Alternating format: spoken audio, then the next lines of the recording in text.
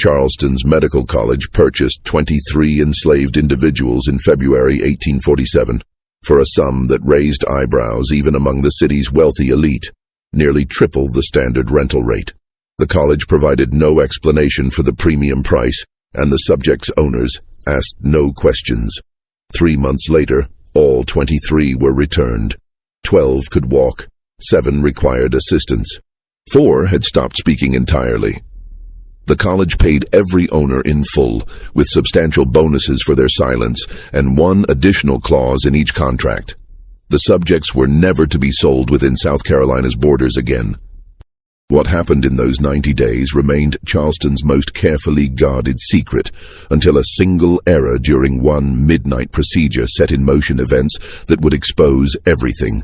Before we continue with the story of what transpired behind the locked doors of Charleston's most prestigious medical institution, make sure you're subscribed to Liturgy of Fear and hit that notification bell so you never miss our darkest historical tales. And leave a comment telling us what state or city you're listening from. We love knowing where our community of history seekers is watching from. The winter of 1847 in Charleston was unusually cold, and what happened in that basement would prove even colder still.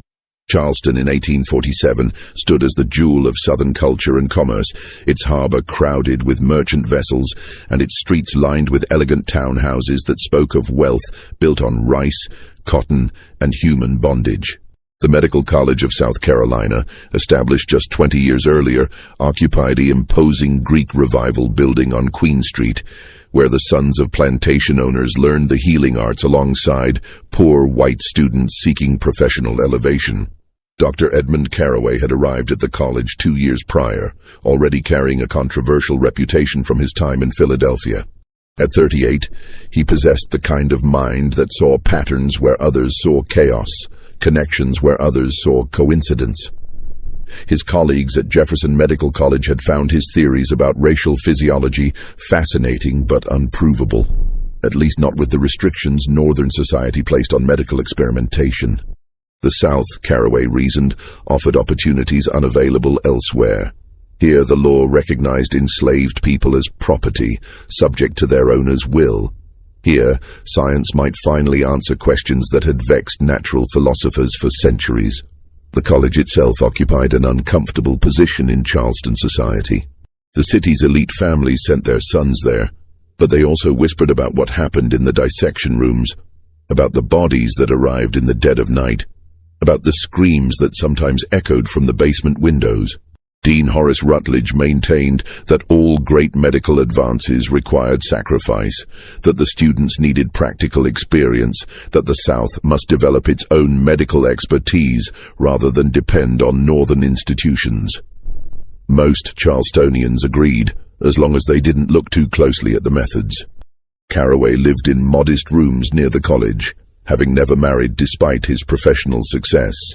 His colleagues found him pleasant enough in casual conversation, but noted his tendency to become obsessed with particular questions.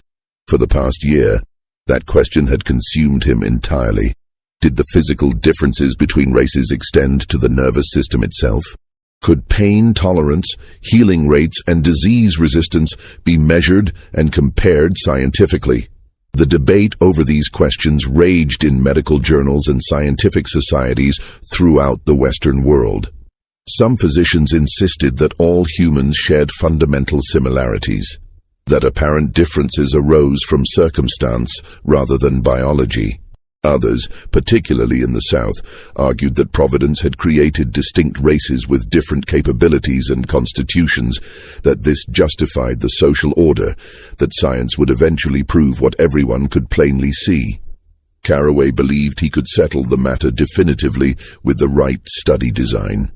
He needed subjects, human subjects from different races, subjected to identical conditions so that variables could be controlled. He needed animals for comparison, to establish baselines, and he needed the freedom to conduct experiments that Northern institutions would never permit. In early January 1847, he presented his proposal to Dean Rutledge in the administrator's wood-paneled office. The study would involve testing pain responses, healing rates, and disease resistance across 3 groups: enslaved Africans, monkeys imported from India, and as a control group, white subjects from the city's poorhouse. Caraway had already secured funding from 3 plantation owners interested in the practical applications. If enslaved workers truly felt less pain, it might influence medical treatment and work requirements. Rutledge listened with fingers steepled beneath his chin. "The methodology is sound," he said finally, "but we cannot use white subjects, even paupers. The community would never stand for it, regardless of the scientific value. Use only the Negro subjects and the animals. If your theory is correct, the comparison should still yield meaningful data." Caraway agreed, though privately he worried about the absence of a proper control group. He spent the next month preparing his laboratory in the college basement, installing examination tables, organizing his instruments, and designing detailed observation protocols. He ordered 12 rhesus monkeys from a merchant who imported exotic animals, paying premium prices for healthy specimens of similar age and size. The enslaved subjects came from various sources. Plantation owners sent individuals they considered troublesome or excess to their labor needs, seeing the study as an opportunity to earn rental fees while disposing of problems. Others came from the city itself, house servants accused of theft, field hands injured and now considered less valuable, a woman who'd tried to run away twice. Caraway paid $50 per subject for a 3-month term, with no guarantee of their condition at the end. He gave each a number rather than using their names, recording only basic information: approximate age, sex, visible health status, and origin. Number 7 was a woman in her mid-20s from a Combahee River rice plantation, sent because she'd been caught teaching other enslaved children to read. Number 12 was a man of about 40, who'd worked as a blacksmith until an owner's death forced his sale to pay debts. Number 19 was a boy of perhaps 15, though Caraway noted that determining precise ages proved difficult given the lack of records. The monkeys he labeled with letters, A through L. He kept them in wire cages in a separate room off the main laboratory, where their shrieks and chattering provided constant background noise. The animals frightened easily, throwing themselves against the cage bars when anyone approached. Caraway found their behavior fascinating. Were they responding to some instinctive recognition of danger, or simply exhibiting the general excitability noted in the species? By mid-February, everything was ready. Caraway hired 2 assistants from among the senior medical students: Robert Gadsden, whose family owned several James Island plantations, and Thomas Pinckney, a poor white student from the upcountry who'd worked his way into the college through sheer determination. Both were instructed to maintain detailed records of every observation, every measurement, every response to stimuli. The college purchased the silence of the enslaved subjects through threat and coercion rather than consent. They were told that cooperation meant better treatment, food, and eventual return to their owners. Resistance meant punishment, transfer to worse situations, or sale to the Deep South where conditions were notoriously brutal. Most chose cooperation, at least initially, having learned through hard experience that resistance rarely improved their circumstances. Caraway began with what he considered baseline observations, measuring physical dimensions, examining teeth and bone structure, testing reflexes and basic responses. He worked systematically, treating the human and animal subjects with the same detached professionalism, noting similarities and differences in his careful script. Number 7 had unusually long fingers, he noted. Monkey F showed signs of previous injury to its left forelimb. Number 12's teeth indicated a harder diet in youth than most of the others. What Caraway failed to notice or chose to ignore was the growing atmosphere of terror in the basement laboratory. The enslaved subjects could hear the monkeys screaming. They could see the instruments laid out on tables, the leather restraints attached to examination platforms, the jars of substances whose purposes they could only imagine. They could smell the fear, human and animal, that permeated the underground space. Number 7 later recalled, in testimony given decades after, that she knew within the first week that many of them would not survive. "He had that look," she said, "like we wasn't people at all. Like we was just another kind of monkey to him, maybe a little different, maybe a little same, but nothing that mattered beyond his numbers and his notes." The actual experiments began on February 23, 1847. Carraway's journal entry for that day notes unseasonably warm weather and his satisfaction with the preparations. "Today we commence the comparative study in earnest," he wrote. "If successful, this work may revolutionize our understanding of human physiology and settle permanently the questions that have plagued natural philosophy." He had designed a progressive series of tests, moving from simple to complex, from observation to intervention. The first week involved pain tolerance assessments using measured stimuli, pinpricks of increasing depth, exposure to heat and cold, pressure applied to sensitive areas. Carraway would perform identical procedures on both a human subject and a monkey, recording the intensity of stimulus required to produce a response and the nature of that response. The monkeys screamed at even minor discomfort, struggling against their restraints with desperate strength. The human subjects, by contrast, often remained silent even when Carraway increased the intensity beyond what had caused the animals to react. He initially interpreted this as confirmation of his hypothesis, that enslaved Africans possessed a fundamentally different nervous system, one less sensitive to pain. What he failed to consider, or deliberately ignored, was that the enslaved subjects had learned through years of brutal conditioning that showing pain led to worse consequences. They had been whipped, beaten, burned, and broken since childhood, taught that crying out brought more punishment rather than relief. Their silence represented survival strategy rather than biological difference. Thomas Pinckney noticed this, mentioning it to Carraway after the third day of testing. "Sir, might we consider that these subjects have been conditioned to suppress pain responses? In my experience on the farm, slaves learn quickly not to show weakness." Carraway waved away the concern. "We're measuring involuntary responses, not learned behavior. The nervous system either registers pain or it does not. Continue recording the data as instructed." By the second week, the experiments had escalated. Carraway began testing healing rates by creating controlled injuries, small cuts, minor burns, abraded skin, and monitoring how quickly the wounds closed. Again, he performed identical procedures on both human and animal subjects. The monkeys' wounds often became infected despite the relatively clean conditions of the laboratory. Several developed fevers, requiring Carraway to isolate them to prevent the spread of disease to other specimens. The human subjects' wounds generally healed faster, with fewer complications.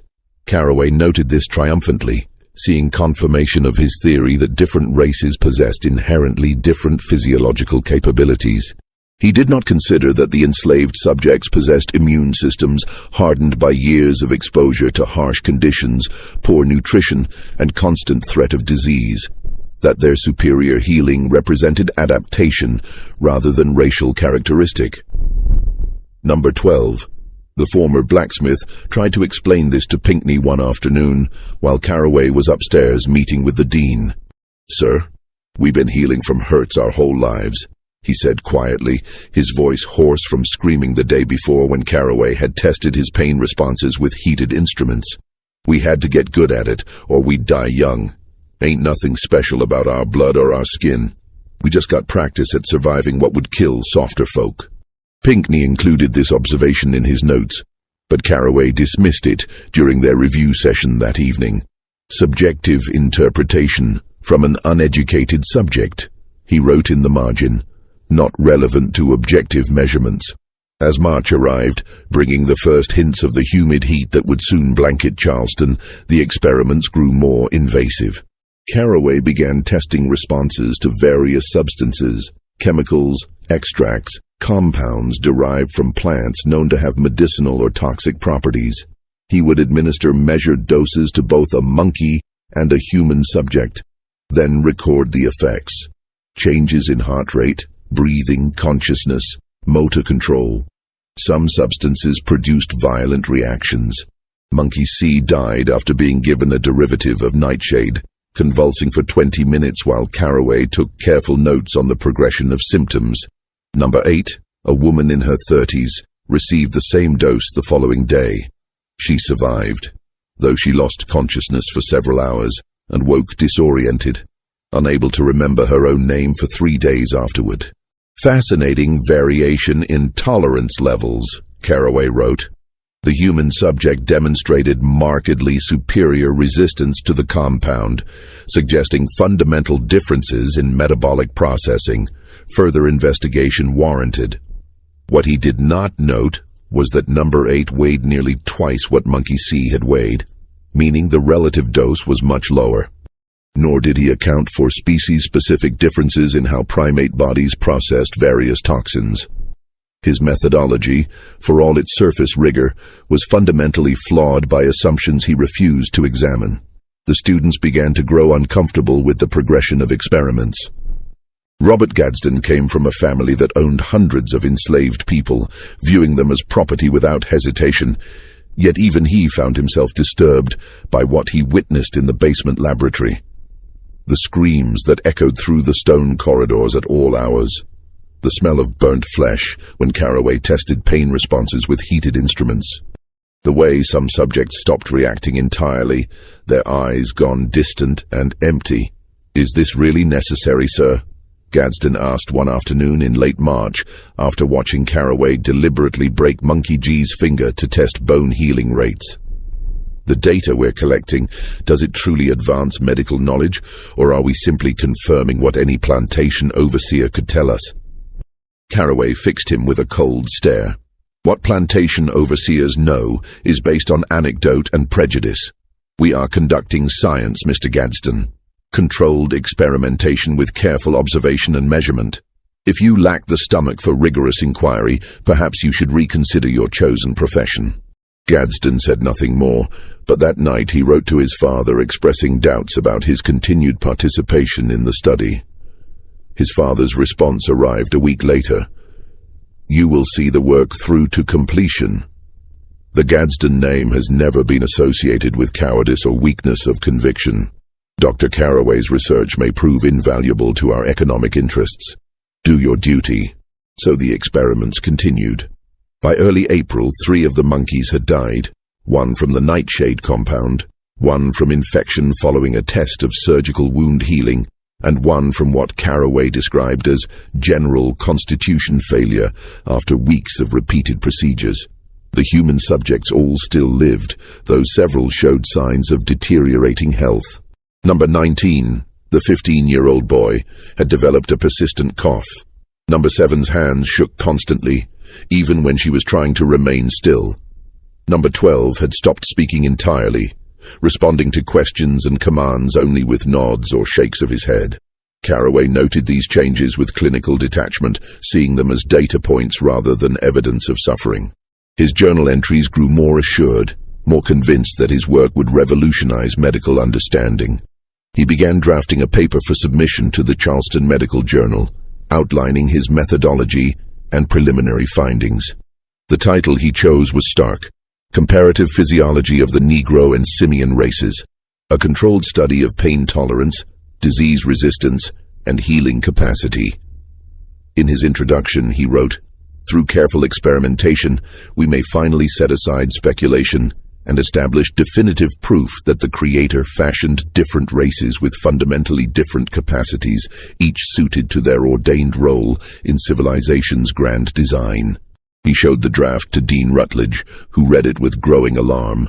"Edmund, you must be more circumspect in your language," the dean advised. "The findings are valuable, but you're making claims that will provoke controversy. Perhaps frame this as preliminary observations requiring further study?" Carraway bristled at the suggestion. "Science requires clarity, Horace. We cannot soften our conclusions simply because they make some uncomfortable. The data speaks for itself." "The data may speak," Rutledge said carefully, "but we must consider how it will be heard. There are abolitionists even here in Charleston who would seize upon your work as evidence of barbarism. Northern journals would crucify you, and by extension this institution. Give me time to consider how best to present this to the Board of Trustees." Frustrated, but deferring to institutional authority, Carraway agreed to delay publication while Rutledge consulted with the college's board. This delay would prove significant, though not in the way either man anticipated. Because while Carraway waited for permission to announce his findings to the medical world, something was stirring among the human subjects confined in his basement laboratory. An impossible plan born of desperate circumstance and the faint hope that perhaps, in revealing the full horror of what was being done to them, they might save others from the same fate. Sombras do Pasado. The turning point came not from the experimental subjects themselves, but from an unexpected source within Charleston's own enslaved community. Samuel, a house servant who worked in one of the college's administrative offices, had been emptying waste bins and cleaning floors when he overheard conversations that troubled him deeply. He couldn't read the papers he collected, but he recognized names. The names of people he knew from the market, from church gatherings, from the invisible network of communication that existed beneath white Charleston's notice. Number 7 was called Dinah among her own people. Number 12 was Marcus. Number 19 was James, and Samuel's wife had known his mother before the boy was sold away from the Goose Creek plantation where he'd been born. Samuel began paying closer attention to the basement activities, listening at doors, watching who came and went, noting the sounds that emerged at odd hours. What he learned horrified him. He understood that something terrible was happening, even if he couldn't grasp the full scope of Carraway's experiments. In Charleston's enslaved community, information moved through channels invisible to white eyes. Messages passed through market stalls in church basements, during brief conversations while drawing water or emptying chamber pots. Within a week, several free black residents knew that people were suffering in the medical college basement. Within 2 weeks, that information reached Reverend Morris Brown, one of the city's few remaining black clergymen who'd somehow maintained his position despite increasingly restrictive laws. Brown faced an impossible choice. Going to white authorities would likely accomplish nothing. Enslaved people had no legal standing to complain about their treatment, and the college's experiments, however cruel, weren't technically illegal. The subjects had been rented by their owners for medical purposes, and in Charleston in 1847, that arrangement fell well within accepted practice. But Brown had connections to the small abolitionist community that existed even in the heart of the South. Quakers mostly, some free black professionals, a few white Charlestonians whose conscience wouldn't permit silence. He began carefully, quietly, documenting what Samuel and others reported. He needed evidence that could embarrass the college's trustees, make the experiments too publicly shameful to continue, even if they couldn't be legally challenged. Meanwhile, in the basement laboratory, the subjects had begun their own form of resistance. Number 7, Dinah, had noticed that Carraway kept detailed records of everything, writing constantly in his leather journal and in loose sheets filed in folders. She couldn't read, but she understood the power of documentation. If they could somehow get those records out of the laboratory, perhaps someone could use them to expose what was happening.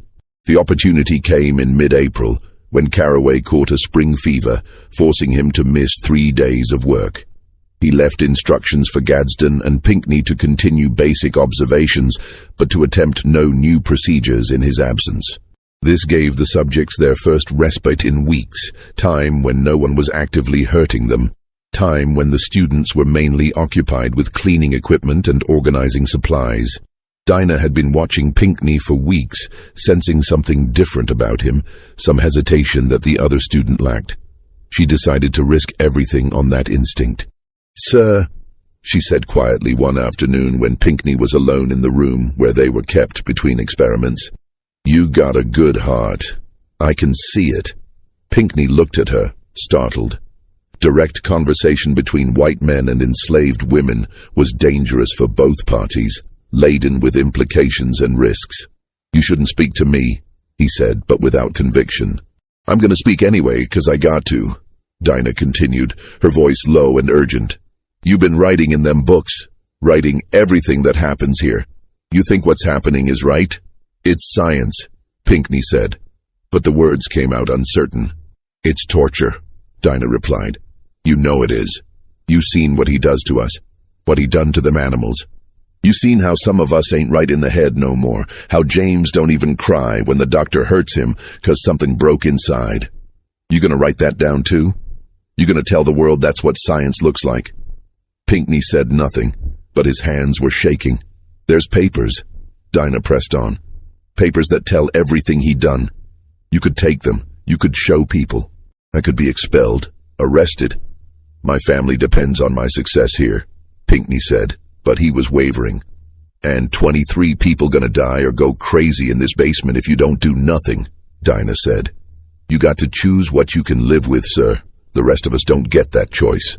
That conversation haunted Pinckney for the next week.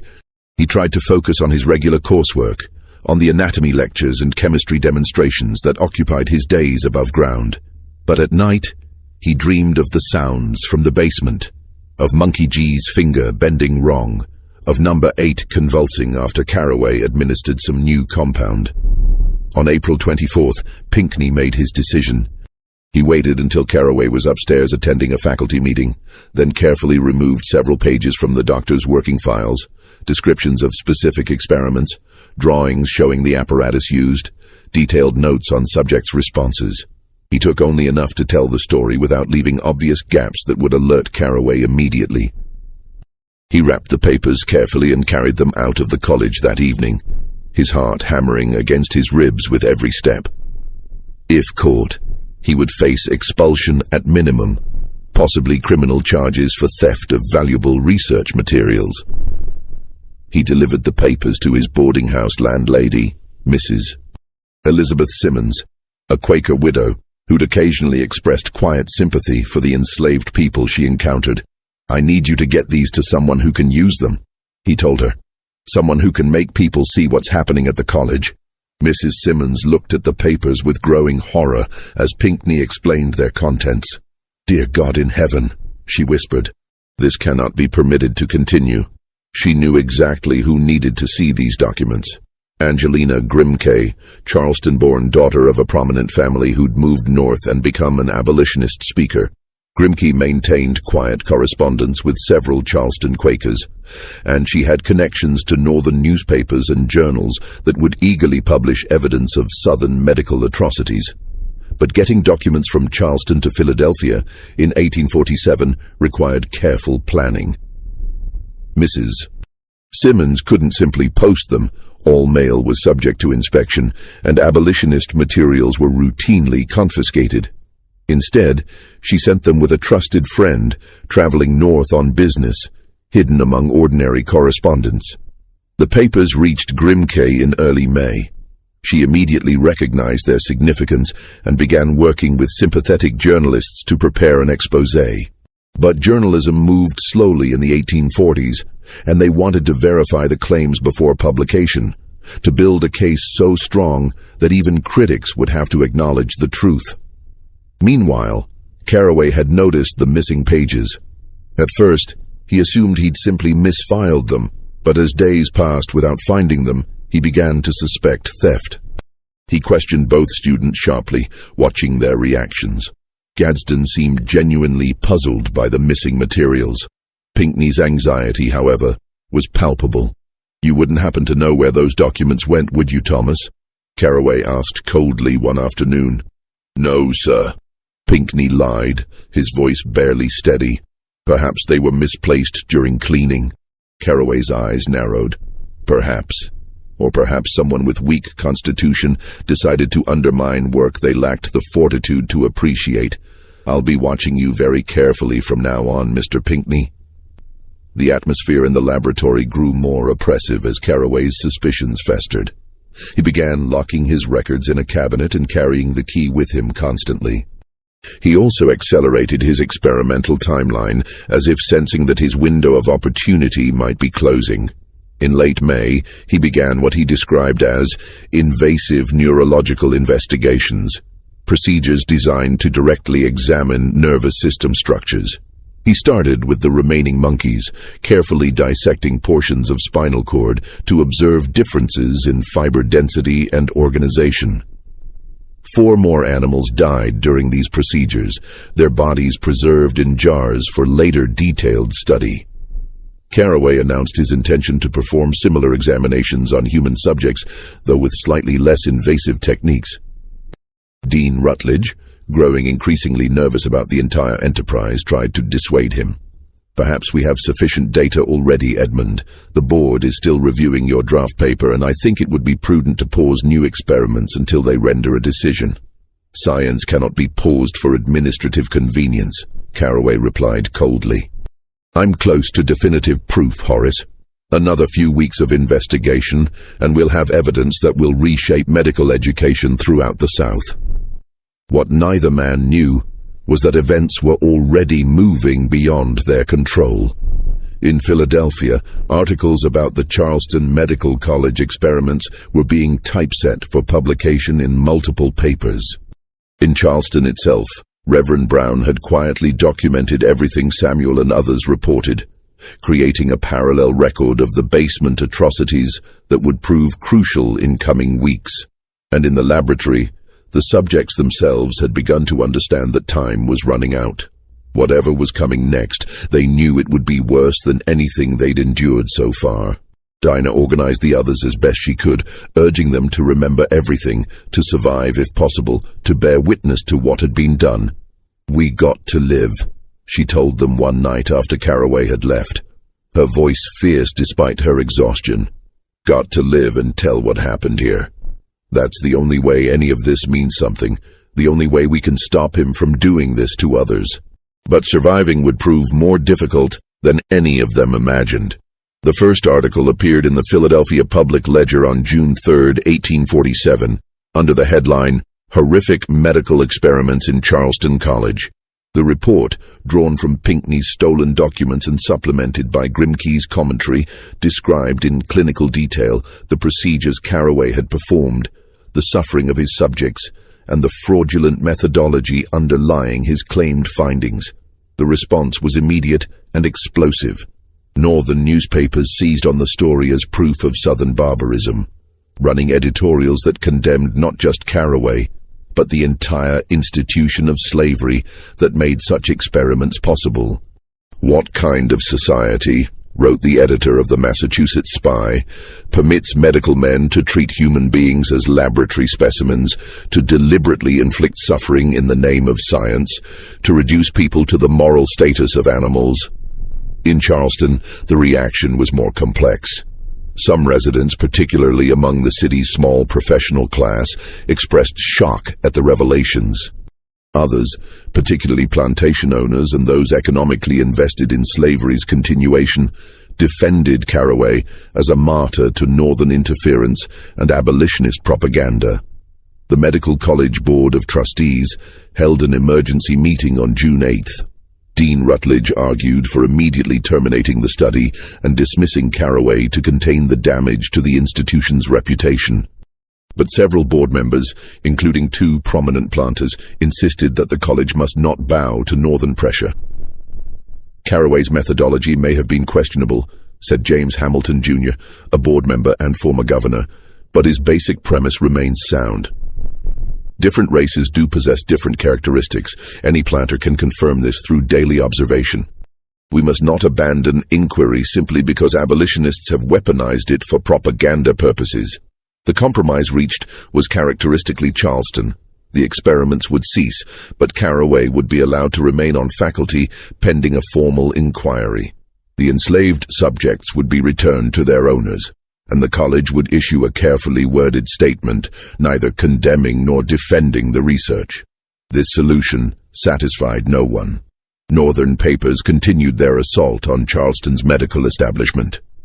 Local opinion fractured along existing fault lines, and Carraway, sensing that his career hung by a thread, made a desperate decision. On the night of June 11th, he returned to the college alone, long after the building had emptied. He needed to complete his work before politics destroyed everything. He needed final definitive proof that would silence all critics by the sheer weight of evidence. Marcus, the former blacksmith, was the first subject he selected for what he called terminal neurological examination, a procedure that would allow detailed observation of nerve structures, but that the subject would not survive. Carraway had refined the technique on the last monkeys. developing a method to access the spinal cord and major nerve bundles while maintaining consciousness long enough to test responses. What happened next remains disputed in the historical record. Carraway's journal entries for that night are fragmentary and blood-stained. Pinckney's later testimony describes arriving at the college early the following morning to find chaos, and Marcus himself, against all odds, survived to tell his own version of events. According to Marcus's account, given years later to abolitionists in Boston, Carraway strapped him to the examination table around midnight. The doctor seemed agitated, muttering to himself about vindication and scientific truth.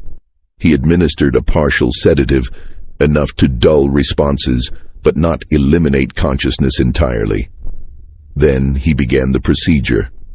The pain, Marcus said, exceeded anything he'd experienced in 40 years of life as an enslaved man. He'd been whipped, beaten, burned with brands, worked until his hands bled, but nothing compared to the sensation of instruments probing his exposed nerves while Carraway took notes with detached fascination. At some point, Marcus couldn't be certain how long, time having become meaningless, Carraway made an error. Perhaps fatigue affected his normally steady hand. Perhaps the anatomy differed from what he expected based on the animal dissections. Whatever the cause, he severed an artery he'd intended to preserve. Blood sprayed across the doctor's shirt and filled the cavity he'd created. Marcus felt warmth spreading across his back, felt consciousness dimming. Carraway swore and scrambled for ligatures, suddenly desperate to save a specimen who'd been marked for sacrifice. The irony would have been laughable if Marcus had possessed the strength to laugh. Carraway managed to slow the bleeding, but he'd lost control of the procedure. Marcus hung on the edge of consciousness, his body in shock, his survival uncertain. The doctor finally unstrapped him and half-carried, half-dragged him to the recovery area where the other subjects were kept. Dinah woke to find Carraway depositing Marcus's limp form on the floor. "Keep him alive if you can," the doctor said, his voice strange and distant. "I need him alive. The data isn't complete." Then he left, stumbling up the stairs and out of the building, leaving behind a scene that looked like a slaughterhouse. Dinah and the others did what they could for Marcus, with no supplies, no medical knowledge, only desperate instinct and years of experience patching each other up after punishments. They packed the wound with torn cloth from their own clothing. They kept him warm. They made him drink water when he regained enough consciousness to swallow. And somehow, impossibly, Marcus lived through the night. When Pinckney arrived at the college at dawn on June 12th, he found the basement laboratory in chaos. Blood had pooled on the examination table and trailed across the floor. Surgical instruments lay scattered and unwashed. And in the corner, the human subjects huddled around Marcus's unconscious form, protecting him with their own bodies.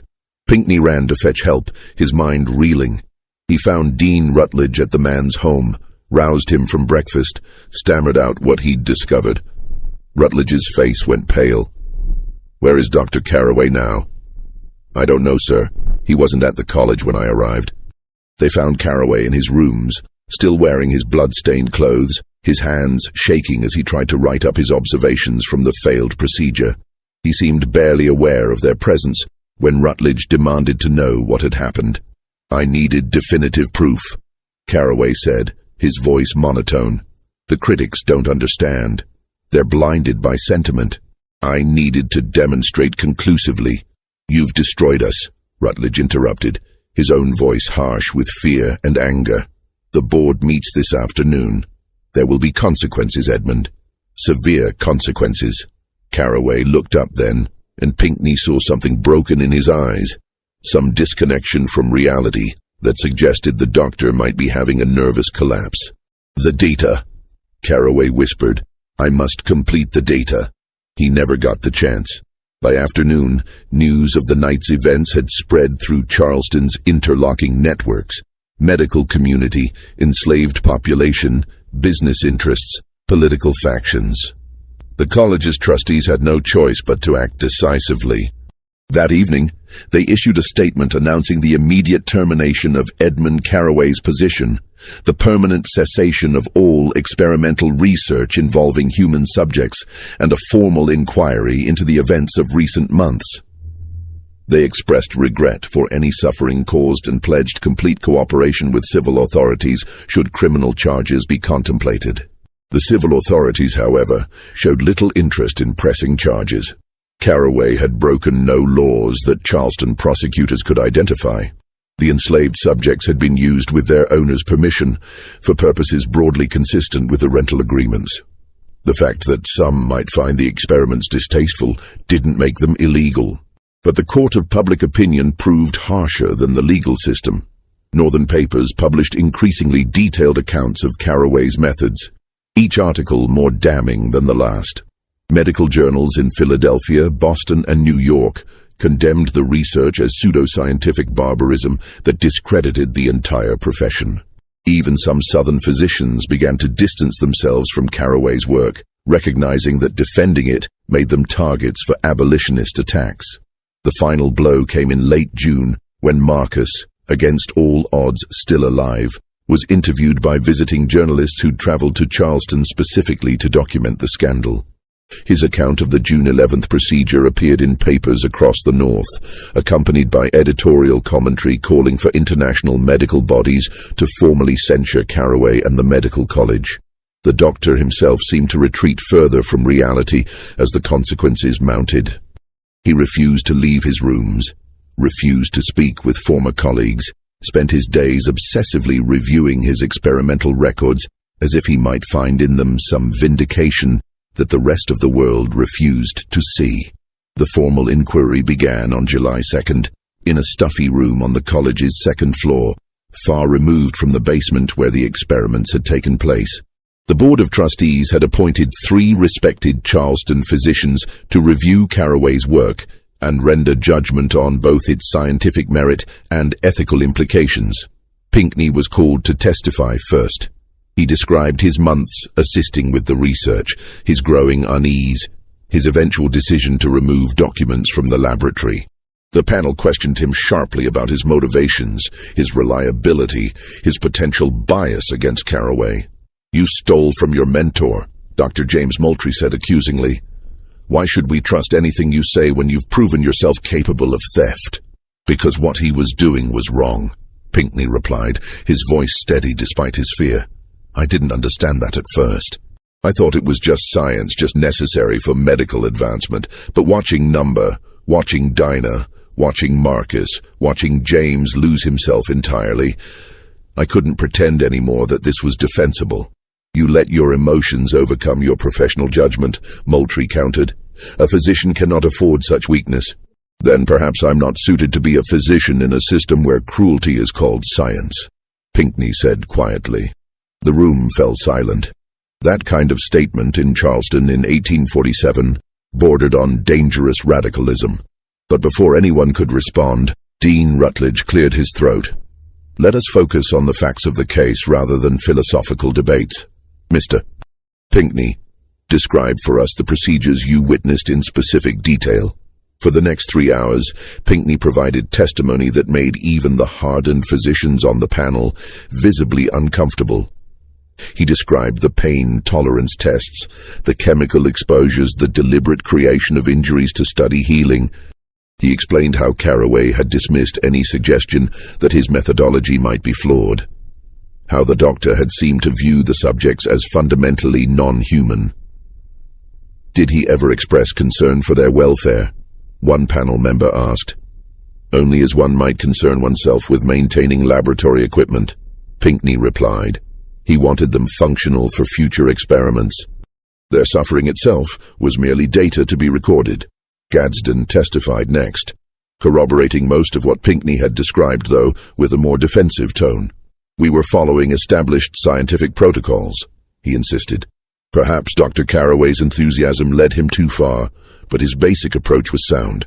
Many physicians conduct research on subjects who cannot consent. Prisoners, the insane, the enslaved. It's a necessary evil for medical progress. "And the events of June 11th? The panel chair asked. "Would you characterize nearly killing a subject through reckless procedure as sound scientific practice?" Gadsden hesitated. No, sir. That was something else. Something desperate. On the inquiry's third day, several of the experimental subjects were called to testify. This itself was unusual. Enslaved people's testimony generally carried no legal weight in South Carolina courts, and having them speak publicly about their experiences risked creating sympathy that might undermine the institution of slavery itself. But the panel had decided that understanding exactly what had occurred required hearing from those who'd experienced it directly. They allowed Dinah, Marcus, and 3 others to speak, though only in response to specific questions, and with warnings that false testimony would result in severe punishment. Dinah spoke first, describing the progression of experiments from her perspective. She was careful, measured, aware that every word might be used against her or others, but she also refused to minimize what had happened. "He treated us like we wasn't human," she said simply, "like we was things he could cut and burn and poison just to see what happened. And when we screamed, he just wrote it down in his books, like it was no different from noting the weather." "Did you at any point give consent to participate in these experiments?" a panel member asked. Dinah looked at him with something between pity and contempt. "Sir, I'm property. Ain't no such thing as my consent. My owner rented me to the college and I could cooperate or be punished. That ain't consent. That's just different flavors of force." The panel member had no response to that. Marcus testified while sitting. He still couldn't stand for long periods without pain radiating from his back. He described the night of June 11th in quiet, factual terms, his voice devoid of emotion. But the bare facts were damning enough. By the time he finished, even Moultrie, who'd been most skeptical of the subject's testimony, looked shaken. "Why do you think Dr. Carraway did this?" the panel chair asked. Marcus considered the question. "I think he wanted to prove we wasn't as human as white folk," he said finally. "Wanted science to say what he already believed, that we was different enough that treating us different was natural and right. But he went at it backwards, deciding the answer first, and then torturing people to make the evidence fit." That observation, coming from an enslaved man with no formal education, struck at the heart of Carraway's methodological failures more precisely than any learned critique could have. The inquiry's final witness was Carraway himself.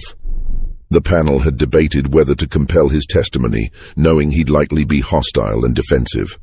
But they decided the record needed to include his perspective, his explanation for decisions that seemed increasingly indefensible. He entered the room looking haggard, his clothes disheveled, his hands still bearing bloodstains he seemed not to notice. He refused to sit, standing before the panel with rigid posture that suggested barely maintained control. "Dr. Carraway, explain for the panel the scientific justification for your research," the chair began. "My work was grounded in established principles of comparative anatomy and physiology," Carraway replied, his voice flat. "If different races exist, which no rational person disputes, then documenting those differences serves both scientific understanding and practical application. I employed rigorous methodology, careful observation, and detailed record-keeping. My only error was insufficient political awareness regarding how abolitionist elements would distort my findings." "What about the suffering you caused?" Rutledge asked quietly. 23 human beings subjected to deliberate pain, 4 animals killed, at least 1 human subject nearly killed through reckless procedure. How do you justify that?" "All medical advancement requires sacrifice," Carraway said. "Physicians in Paris dissect corpses that were people hours before. Surgeons practice techniques that kill some patients to save others later. The enslaved subjects were going to suffer regardless. At least through my research, their suffering contributed to knowledge rather than being merely incidental to agricultural production. The rationalization was breathtaking in its cold logic, its complete absence of recognition that the subjects were human beings whose suffering mattered irrespective of any purported scientific benefit. Do you feel any remorse for what you've done?" the panel chair asked. Carraway looked at him with genuine confusion. Remorse? For conducting research? Should surgeons feel remorse for cutting into patients? Should anatomists feel remorse for dissecting cadavers? I perform necessary work that others lack the courage to attempt. The only thing I regret is the political interference that prevented me from completing a study that might have answered definitively questions that have plagued natural philosophy for centuries. That response effectively sealed his fate. The panel deliberated for just 2 hours before rendering their verdict on July 9, 1847. They found Carraway's research to be methodologically flawed, ethically indefensible, and scientifically worthless. They noted that his assumptions about racial differences had contaminated every aspect of his work, rendering his conclusions meaningless regardless of the data collected. They condemned his treatment of experimental subjects as excessive cruelty serving no legitimate medical purpose, and they recommended permanent expulsion from the college with a formal suggestion that other medical institutions refuse him employment. The Board of Trustees, desperate to contain the scandal's damage to their institution, accepted every recommendation. Edmund Carraway was officially expelled from the Medical College of South Carolina on July 12, 1847. His name removed from faculty rolls, his papers confiscated and sealed in the college archives, where they would remain hidden for over a century. But that wasn't quite the end of his story. Carraway left Charleston on a humid August morning, his belongings packed in 2 trunks, his reputation destroyed, his career in ruins. He'd secured a position through a former colleague at a small rural clinic in Georgia, far from major cities and medical centers, where his past might not follow him quite so closely. The enslaved subjects were returned to their owners over the course of July. Some went back to plantations, resuming the brutal labor that had shaped their lives before the experiments. Others were sold to new owners, their rental to the college having marked them as difficult or damaged goods that original owners preferred to dispose of. Marcus ended up in the hands of a textile factory owner who needed workers capable of operating machinery despite physical limitations. He spent the next 13 years working looms in a Columbia mill before the Civil War's chaos allowed him to escape north. Dinah was sold to a mobile merchant family where she worked as a house servant until 1865. She would later say that the domestic work, for all its indignities and constraints, felt like freedom compared to the months in Carraway's laboratory. James, the 15-year-old boy who'd stopped speaking, never recovered from what he'd experienced. He was sold to a turpentine camp in North Carolina where workers died at catastrophic rates. He lasted less than a year before succumbing to pneumonia in the winter of 1848. His death recorded only as a line in an account book. Property loss, Negro boy, age 16, $400. Thomas Pinckney completed his medical degree despite the scandal, though his role in exposing Carraway's research made him a controversial figure in Charleston's medical community. He moved north after graduation, establishing a practice in upstate New York, where he became known for treating patients, regardless of race, with unusual compassion and respect. He never spoke publicly about his time in the basement laboratory, but his personal correspondence suggests it haunted him for the rest of his life. The Medical College of South Carolina implemented new policies prohibiting experimental research on human subjects without explicit institutional oversight. These policies would be quietly ignored within a decade, as the demand for medical knowledge and the availability of enslaved subjects proved too tempting a combination for some physicians to resist. Carraway himself practiced medicine in obscurity for another decade.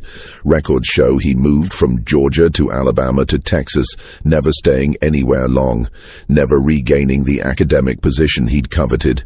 He died in 1859 in San Antonio of cholera, attended in his final days by a physician who had no idea about his past. His laboratory journals and research files remained sealed in the medical college archives, forgotten as the Civil War approached and other concerns consumed the nation's attention. They would stay hidden through Reconstruction, through the Gilded Age, through decades when the questions Carraway had tried to answer through torture were settled through very different means. through the testimony of formerly enslaved people themselves, through the accumulated weight of evidence that all humans shared fundamental similarities, through the slow moral recognition that scientific, i.e., inquiry could never justify deliberate cruelty.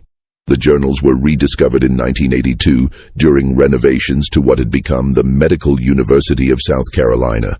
A construction crew found them in a sealed section of the old basement, preserved in the dry darkness for 135 years. A graduate student in medical history, researching the institution's past, recognized their significance immediately. The discovery prompted an institutional reckoning. The university organized a symposium on medical ethics, inviting scholars to examine how physicians had rationalized experimental research on enslaved people, prisoners, the mentally ill, and others deemed expendable by society's standards. They published a formal acknowledgement of the 1847 experiments, naming the known victims and apologizing for the institution's role. But the journals themselves revealed something historians found even more disturbing than the experiment's brutality. They showed how easily educated, intelligent people could convince themselves that cruelty served higher purposes, how readily science could be distorted to confirm existing prejudices, how institutional structures could facilitate rather than prevent ethical catastrophes. In one particularly chilling entry from early April 1847, Carraway had written, "The subjects sometimes watch me with expressions I might interpret as fear or hatred if I believe them capable of such sophisticated emotions. More likely, I'm anthropomorphizing basic animal responses to discomfort. This tendency to project human feeling onto lesser beings represents one of the primary obstacles to objective scientific inquiry." Reading that passage 135 years later, researchers understood with stark clarity how Carraway had maintained his clinical detachment. By refusing to recognize the humanity of the people he was torturing, by redefining their suffering as mere animal responses, by hiding behind the language of objectivity and scientific rigor while conducting what amounted to elaborate exercises in confirming his own prejudices. The university's ethics symposium concluded with several recommendations. Teaching medical students about the history of exploitative research, establishing strong institutional review boards to prevent future abuses, acknowledging openly the profession's complicity in slavery-era atrocities, and recognizing that ethics could never be separated from science without catastrophic consequences. Of the 23 enslaved people who survived Carraway's experiments, only 3 are known to have lived long enough to give testimony about their experiences. Marcus, interviewed in 1879 by a historian collecting narratives of formerly enslaved people, provided the most detailed account. He was 72 then, still working despite chronic pain from the injury Carraway had inflicted. "I don't tell many people about the months in Charleston," he said. "Most folks don't want to hear it. Makes them uncomfortable. But I think it's important someone knows what happened, what people are capable of when they decide other people ain't really people." Asked if he'd forgiven Carraway, Marcus laughed bitterly. "Forgive? That ain't for me to say. I survived him, that's all I know.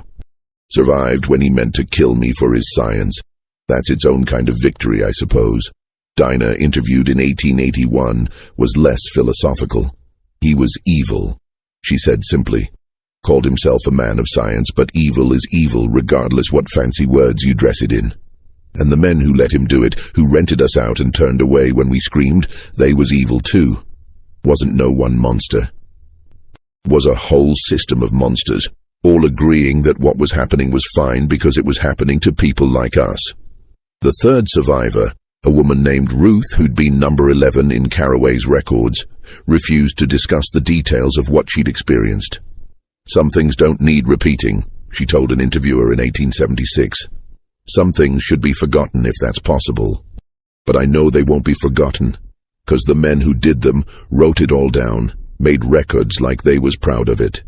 So maybe the memories need to exist, need to stay, so people understand what humans can do to each other when they decide some humans don't count as human." The basement laboratory where Carraway conducted his experiments was converted to storage space in 1852, then bricked up entirely during renovations in 1889. For decades, no one entering the medical college building knew that beneath their feet lay the stone rooms where 23 people and 12 monkeys had been subjected to systematic torture in the name of scientific progress. When the space was finally reopened in 1982, workers found remnants of the laboratory still in place. Rusted instrument tables bolted to the floor, cabinet hardware from the locked storage where Carraway had kept his records, drain systems designed to handle the fluids of experimental work. One wall bore faint scratches that might have been messages or might have been random marks, impossible to interpret after so many decades. The university debated what to do with the space. Some advocated sealing it again, arguing that preserving it would serve no purpose beyond sensationalism. Others insisted it should become a memorial, a place where visitors could confront directly the medical profession's dark history. The compromise reached was characteristically careful. The space was preserved but not made publicly accessible, available only for educational groups studying medical ethics, always accompanied by historical context explaining what had occurred there and why it represented a catastrophic failure of both science and humanity. The question of what to do with Carraway's journals proved even more contentious. Their historical value was undeniable. They provided detailed documentation of slavery-era medical experiments that had long been suspected but poorly documented. But publishing them raised ethical concerns. Would making them available merely serve to satisfy ghoulish curiosity? Would detailed descriptions of experimental procedures cause unnecessary pain to descendants of the victims? The university ultimately decided to make the journals available to qualified researchers while restricting public access to summary documents that conveyed the historical facts without the graphic details. Even this compromise satisfied no one entirely, but it reflected a genuine attempt to balance historical transparency with ethical responsibility. What the journals revealed, beyond the specific atrocities Carraway committed, was how completely he'd convinced himself that his work served legitimate scientific purposes. His entries showed no awareness that he was simply using methodology to justify predetermined conclusions, that he was torturing people to confirm what he already believed. He'd created an elaborate structure of observation and measurement that looked like science, but was actually just organized cruelty wearing science's mask. This pattern, the use of scientific language and methodology to legitimize prejudice and exploitation, would recur throughout American history. The Tuskegee syphilis study, in which black men were deliberately left untreated to study disease progression. The forced sterilization programs targeting poor and minority populations. The radiation experiments conducted on unknowing subjects during the Cold War. Each case involved educated professionals convincing themselves and others that harm inflicted on vulnerable populations served higher purposes. Carraway's experiments represented an early example of this phenomenon, one made possible by slavery's complete dehumanization of its victims. But they also demonstrated something historians found important: that resistance and witness could survive even the most systematic attempts at erasure. Marcus, Dinah, Ruth, and others had lived to tell what happened. Pinckney had risked his career to expose the atrocities. Samuel and the Black Community Network had documented and preserved information despite having no official channels for doing so.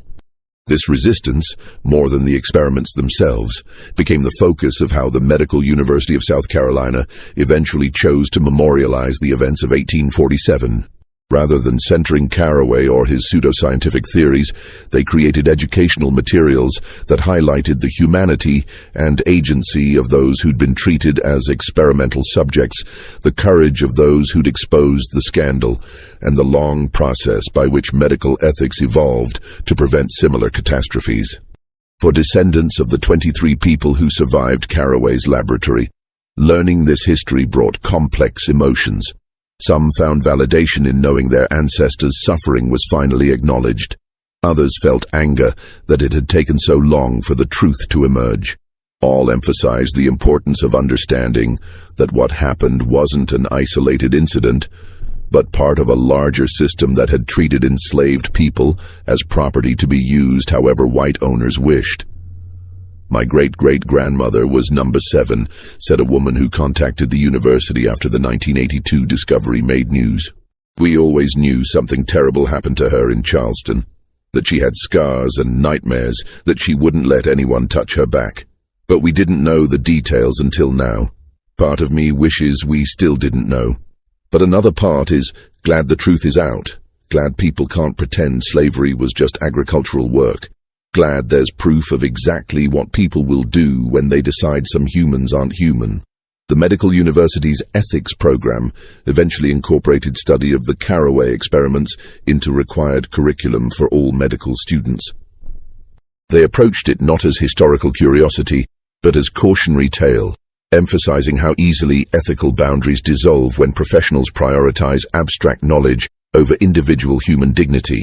When institutions fail to provide meaningful oversight, when society creates categories of people deemed unworthy of moral consideration. What happened in 1847 wasn't an aberration, one ethics professor told students during a lecture on the topic.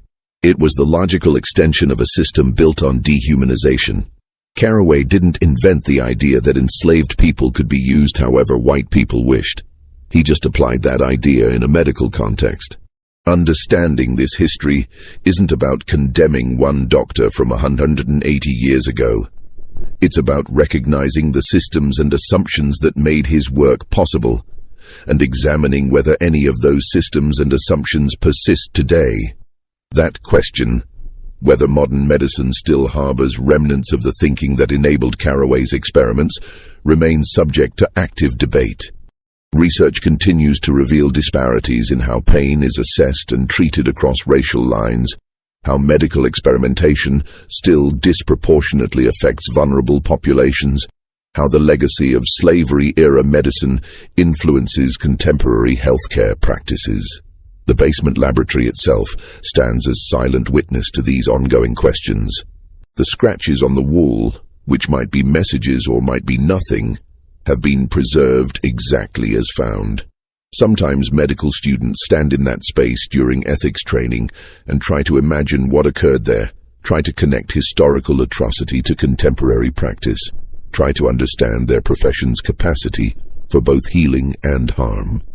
What do you think about this dark chapter of American medical history? Could something like this happen today, under different circumstances? Leave your thoughts in the comments below.